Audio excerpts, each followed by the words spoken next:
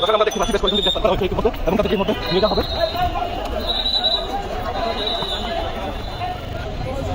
স্থগিত করতে না চাইলেও এবং তারা তাদের কাজ এবং এর মধ্যে বহিরাগত ছিল তাদের সাথে যাদের পুলিশ আটক করেছে এবং ইতিমধ্যে থানার ভিতরে নিয়ে যাওয়া হচ্ছে এবং পুলিশ কিন্তু তাদের সর্বোচ্চ সতর্ক অবস্থানে রয়েছে জনদুর্ভোগ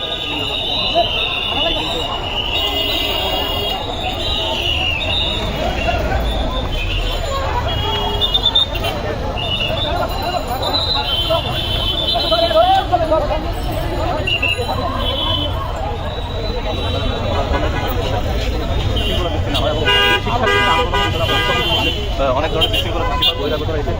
ঘটনা সৃষ্টি করে আজকেও যেন এই ধরনের কোনো অপ্রীতিকর ঘটনা না সৃষ্টি হয় এবং সেই জন্য কিন্তু তারা তাদের কর্মসূচি পালনের